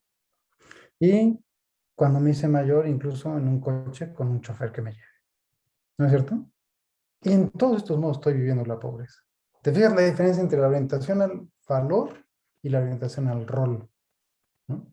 Entonces, ¿cuál es el problema? Cuando me empeño en cumplir roles y no vivo los valores. Porque el valor es expansivo. Se expresa en todos los ámbitos, eclesiales y no eclesiales. ¿Se ve? Una persona completa es completa en todos lados. Una persona espiritual es espiritual en todas partes. ¿No es cierto? En el trato con los pobres, en la relación con los empleados. En todos esos ámbitos es espiritual. ¿Por qué? Pues porque su espiritualidad, el valor que vive, se desborda. Lo expreso de mil maneras. Y no me oriento solo al cumplimiento de pequeños roles. ¿Se ve clarísimo? El rol se tiende a ser acartonado, rígido. Y de alguna manera desgasta la propia opción. O sea, el rol se autodesgasta. Pero cuando vivo orientado al valor, el valor se nutre a sí mismo. Porque es abundante y profundo. ¿Sí me explico, no? Entonces, por decir algo, una cosa es rezar el breviario, ¿está bien? Y otra cosa es la oración personal. Si reduzco la oración personal al rol y a la obligación, todavía peor, ¿no? La obligación de rezar, está buena la obligación, ¿no? Pero si reduzco la oración personal a esto, entonces el vínculo con el Señor no funciona, no está presente. Y esto resulta bien delicado, ¿no es cierto? ¿Te fijas cómo es muy errática la orientación al rol? Y es muchísimo más eficaz la orientación al valor, ¿no? Entonces pienso que es un poco por ahí, ¿no? Juan Solís también pidió palabra. Hola, Emilio. Muchas gracias por todas las palabras y la experiencia. Anoté varios puntos que me llamaron la atención, pero sobre todo uno que es con referente al vivir el momento presente. Y tú decías que hay a veces una tendencia a mirar el pasado. Yo creo que no sé si en Chile es un tema esta situación, pero sí sé de otros sacerdotes amigos en Europa, por ejemplo, en Estados Unidos, en algunos sectores que viven esta tensión de volver al pasado, por ejemplo, y no es un tema tal vez muy popular, porque los fieles no sé si en Chile conocen todas estas polémicas, son polémicas litúrgicas, teológicas, pero sí se da que hay ciertos quiebres, ¿no? El Papa ha intervenido últimamente unas disposiciones para celebrar la misa, por ejemplo, del rito antiguo. Son discusiones que el pueblo fiel, por lo menos lo que yo conozco, no está ni enterada. Pero cómo esto también nos puede afectar, porque en el fondo se da como, hay una fricción ahí, ¿no? Y la iglesia, bueno, siempre ha tenido fricciones, pero es interesante ese punto de cómo nos puede llegar a nosotros también a afectar. Pensaba yo si tal vez estos hermanos que quieren volver a ese tiempo o a esas prácticas litúrgicas tienen realmente un soporte espiritual profundo o es solo un disfrute estético o es también una respuesta a que nuestras comunidades o en otras partes del mundo tampoco han sabido acoger bien esta sensibilidad de lo sagrado, de lo más bonito, de lo más pausado, de los cantos bellos, de los cantos gregorianos, etc. Entonces, ¿a qué voy? ahí hay una búsqueda también de algo que tal vez este mundo actual, el presente, no nos ofrece, que es la fealdad muchas veces, es el sincretismo de tantas cosas, es el secularismo también que ha entrado en la iglesia. Entonces, ¿no sería también legítimo que los hermanos, algunos hermanos buscaran ese espacio como de una búsqueda de Dios y también de fieles que lo buscan, me parece? Eso, no sé si es complejo lo que dije. No, no. Bueno, esa tendencia a refugiarse en el pasado se hace particularmente problemática cuando el pasado se convierte en un refugio. Ahí está el problema, ¿no? Me decía un sacerdote aquí, ¿no? Es que yo no quiero vender la casa de mis padres que ya murieron y todo, porque necesito un refugio. Caray, caray. Porque es mi refugio, decía él, ¿no? Yo decía, ¿por qué necesitas un refugio? ¿De qué te tienes que refugiar? ¿Por qué tormentas pasas? ¿Qué necesitas refugiarte allí? No sé si me explico, ¿no? Entonces el problema no es si el pasado, si la tendencia litúrgica, si los gregorianos, si el latín, eso no es el problema. El problema es que empleemos estas realidades como un refugio, huyendo de la realidad presente. ¿No? Y entonces no solamente caben los gregorianos y las sotanas. ¿No? Por ejemplo, ¿no? De repente hay sacerdotes muy situados en los años 70. Igual aquí hay muy pocos que les haya tocado eso, ¿verdad? Pero en los años 70 había un problema porque había quien no se quería poner el alba porque era un signo de clericalismo y no sé qué tanta cosa súper rara, ¿no? ¿Ya? Y sin embargo, hay personas que nunca salieron de ahí. Y esto se llama refugiarse en el pasado. Aunque sea setentero y revolucionario, lo que quieras, ¿no es cierto? Otro ejemplo es, conocí a un sacerdote de mi edad, ¿no? Yo no soy tan viejo, tengo 61 años, ¿no? Que no sabía usar computadoras, porque nunca dio el salto a la computadora. ¿Eh? Y claro, una espiritualidad muy curiosa, muy hacia el pasado, ¿no? Pero uno dice, ¿y no estás huyendo de esta realidad difícil? No sé si me explico, ¿no? ¿Cómo puede ser que tu ministerio no toque el tema de la computación? ¿No? Y no se debe ordenar a nadie que no sepa usar una computadora, ¿no? Me explico, ¿no? Y sin embargo, este hombre vivía así, totalmente apartado de la técnica moderna. ¿Qué dices? ¿Qué es esto? ¿No? No digo que vivas a la última, que estés preocupado pero un mínimo de sintonía. Entonces, frente al refugio, el discernimiento. Saber discernir en qué puntos debo asumir la cultura, en qué puntos debo ser contracultural. ¿Ok? Vamos a poner un ejemplo, ¿no? En una cultura pansexualista, la vivencia del celibato implica comportamientos contraculturales. No ver cualquier cosa, no hacer cualquier tipo de comentario, ¿no? Me explico, ¿no? Y estos nos te están diciendo un comportamiento contracultural, que es muy distinto de refugiarse. Es simplemente ser claro en aspectos de la cultura que no ayudan, ¿no? Por ejemplo, vivimos en una cultura de lo desechable. ¿Eh? Entonces, una opción nuestra, muy importante, hacer imágenes hermosas que no sean desechables.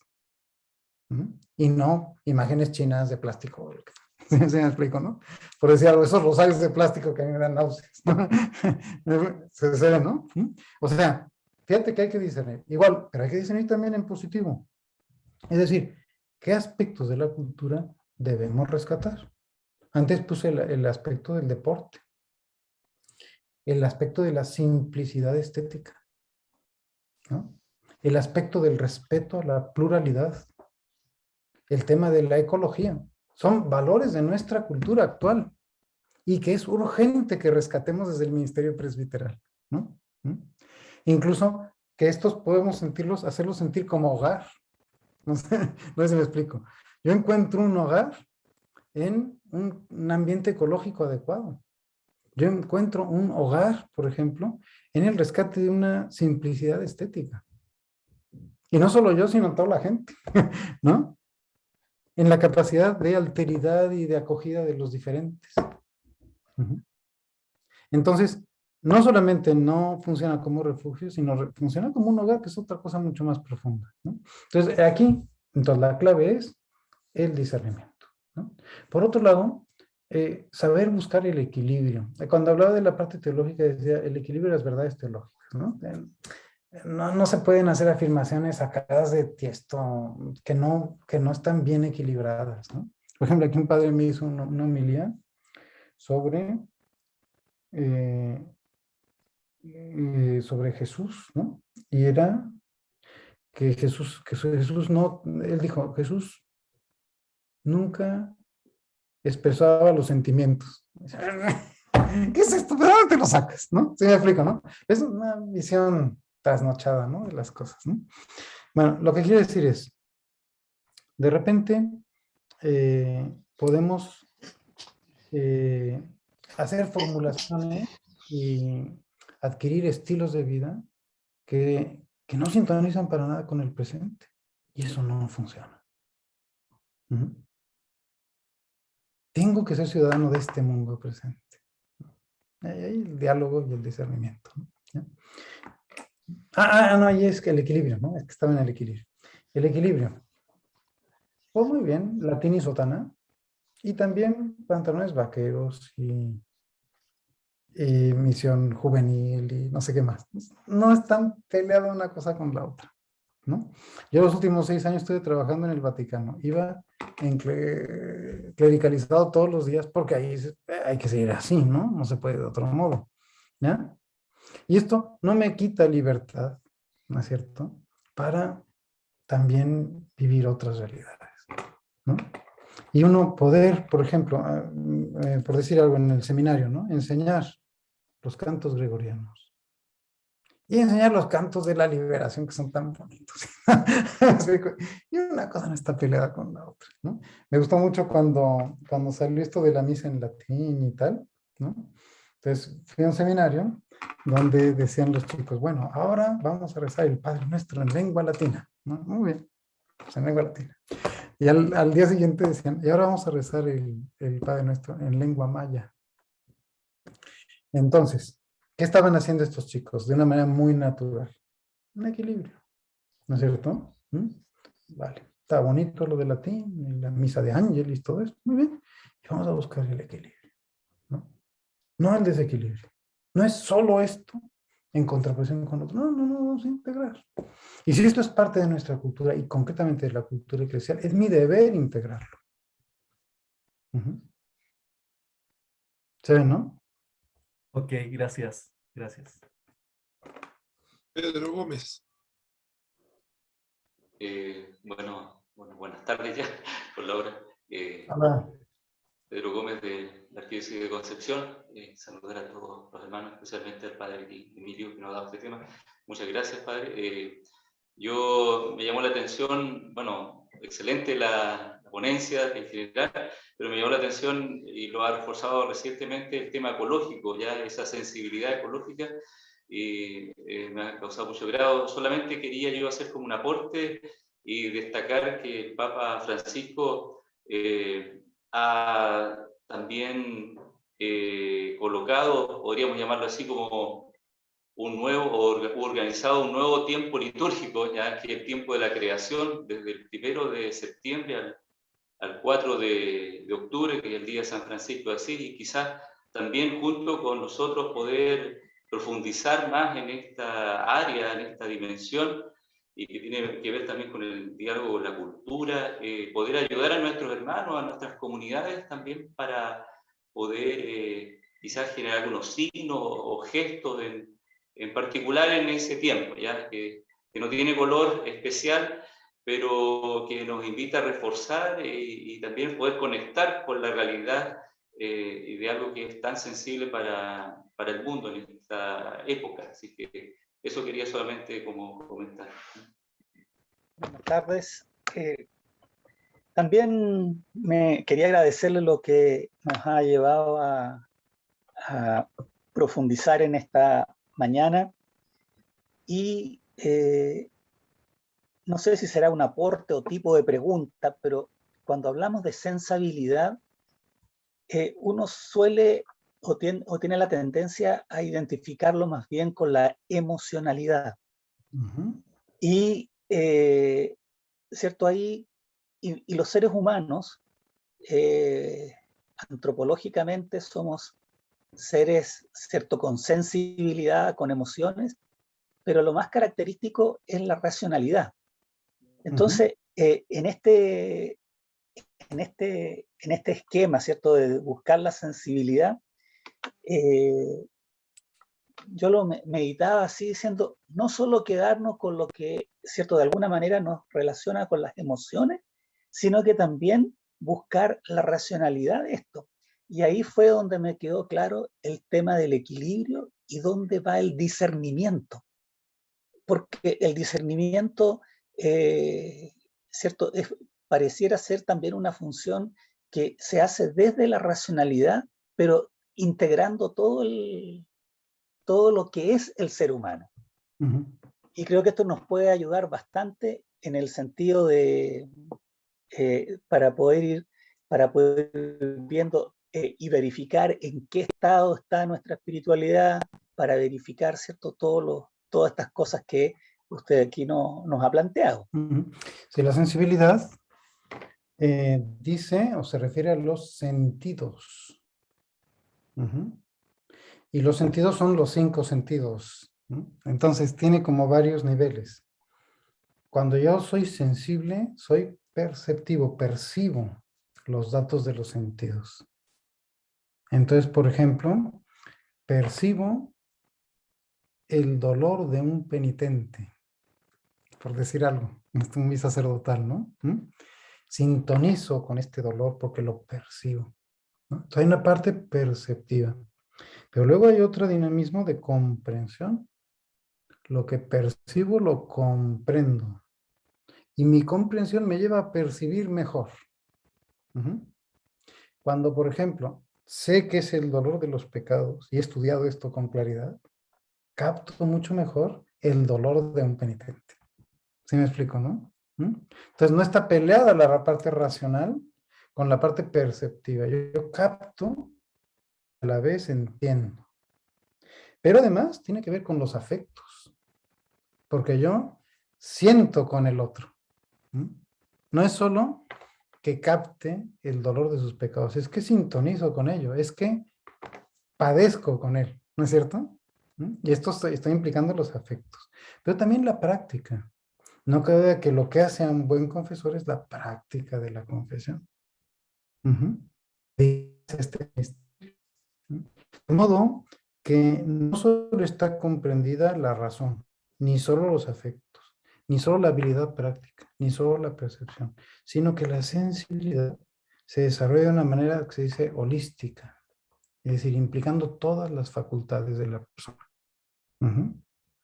Entonces, cuando, por ejemplo, yo digo que tengo sensibilidad bíblica, hombre, pues una cosa que ayuda mucho a la sensibilidad bíblica son los estudios bíblicos. Pero otra cosa que ayuda es la consolación experimentada en la meditación de los textos. Y otra es la práctica concreta de la meditación. Se ve claro, ¿no? Entonces, la sensibilidad se construye con todo lo que la persona es. Y por eso afecta a todo lo que la persona es. En el esquema clásico del concilio, vida y ministerio. Es decir, afecta a la vida del sacerdote y a su ministerio, ¿no? Cada una de las sensibilidades, ¿no? Y más se enriquecen entre sí, ¿no? Entonces, por eso pienso que así queda más claro el tema de sensibilidad y emocionalidad. Implica emociones, pero también implica razones, comprensiones, implica datos objetivos, que ya no son meras emociones. Sin embargo, debe implicar también las emociones. San Ignacio, en los ejercicios espirituales, de repente dice, va en varias ocasiones dice, y ahora, afectándose mucho, poniendo las emociones. No basta con la comprensión, es importante también la parte emocional. ¿Ok? Ok. Me llegó ayer lo siguiente. Dice así, los sacerdotes lloran. ¿Lloran? Sí. ¿Y por qué llora un sacerdote? Por muchos motivos. Pero los sacerdotes son hombres de Dios. ¿Por qué tendrían que llorar? Sí, los sacerdotes son hombres de Dios, es verdad, pero no son superhéroes ni piedras, son seres humanos. Pero ¿por qué llora un sacerdote? Lloran de soledad, están rodeados de gente, pero solos. Lloran de nostalgia de su familia, por estar lejos de los seres que aman, por no poder estar con ellos en momentos buenos y en los momentos malos, por no estar cerca de los amigos que los vieron crecer. Lloran también por la incomprensión. Un sacerdote no puede enfermarse o sentirse cansado, tener amigos o estar triste. El pueblo exige ser perfecto y no importa cuántas cosas buenas haga. Siempre habrá un error para criticarle. Lloran por la frustración de que a veces, aunque se esfuercen y den lo mejor de sí, la gente no responde. Es como si estuvieran luchando solos. Lloran por impotencia cuando son testigos del dolor, los problemas, las enfermedades, la pobreza, los sufrimientos de sus ovejas, y no pueden hacer nada más sino rezar, acompañar, comprender y sentir compasión. También lloran de felicidad cuando viven su vocación, cuando sirven al prójimo, cuando perciben el fruto de la visión. Lloran de amor cuando reciben el cariño verdadero y desinteresado de algunas buenas personas, cuando sienten el amor de Dios en su vida. Y termino así. Los sacerdotes lloran, sí, solo y en silencio, refugiados en el corazón de Dios. También los sacerdotes lloran de dolor por sus pecados y miseria, porque a pesar de todo también son pecadores. Por eso recemos por los sacerdotes. Y más que criticar a un sacerdote, doblemos las rodillas y recemos por él. Esto me lo envió ayer una persona amiga y lo comparto con ustedes. Muchas gracias, Padre, por su palabra. Para completar, San Juan de Ávila decía que el primer deber de los sacerdotes era llorar. Y dice, ¿cómo que llorar, no? Entonces decía él que el sacerdote que llora los pecados de la gente, que no se arrepiente y esas cosas, muy parecido a lo del cura de Ars, ¿no? Si te aplicas la penitencia de los pecadores, ¿no? Sí. Pero era interesante porque él decía que el primer oficio del sacerdote es llorar, dolerse por los pecados, para hacer puente entre Dios y los hombres. Bonita la expresión, ¿no? Y entonces decía él que era un primer paso de la evangelización, llorar.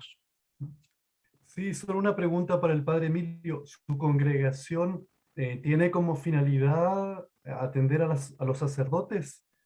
¿O es algo coyuntural, una opción preferencial de los últimos años? Bueno, digamos, la hermandad nuestra nació o sea, la idea es una asociación sacerdotal para nuestra más fácil santificación, ¿no? Y en este contexto de la más fácil santificación, el fundador repetía mucho, es una obra sacerdotal, que nació del sacerdocio y es para el sacerdocio. Entonces, en ese contexto, muchísimos años nos hemos dedicado a la formación de los seminaristas en los seminarios, a la promoción de las vocaciones. Pero en el contexto actual, por aquello del diálogo con la cultura, ¿no? Pues parece como muy urgente la atención a los sacerdotes, ¿no? Que pasan por dificultades, y por eso surgió esta casa. Es realmente la primera experiencia que tenemos de esto, ¿no? Aunque muchísimos superiores tienen experiencia de acompañar sacerdotes toda la vida, ¿no? Porque sí ha sido formador, la continuidad natural de la formación en seminario es el acompañamiento a los sacerdotes, ¿no? Y bueno, de ahí surgió la cosa, ¿no? Quizá hoy en muchas diócesis, por lo menos aquí en España, no te llaman para el seminario porque tienen gente formada para esto, ¿no? Pero este tema está descuidadísimo aquí también, ¿no? Entonces, bien, es una experiencia que estamos haciendo, es un inicio, ¿no? Pero me está resultando muy interesante porque al final se ve que hay una gran necesidad de acompañar situaciones delicadas de los sacerdotes, ¿no? Entonces, bueno, esto cae todos los europeos siempre me dicen que cae esto perfectamente dentro del carisma, ¿no? Pues sí, agradecemos al padre Emilio su tiempo, su ponencia, sobre todo este tema que tanto bien nos hace. Queremos agradecer también la participación de cada uno de ustedes, que la mayoría durante todo el año se conectó a estos diálogos presbiterales que hemos estado realizando de la Comisión Nacional de Extremo. Le pedimos a don Cristian Contreras que nos dé la bendición para cerrar, por favor. Con mucho gusto. Tiempo de Adviento. Ven, Señor Jesús. Que el Señor los bendiga, el Padre, el Hijo y el Espíritu Santo. Amén.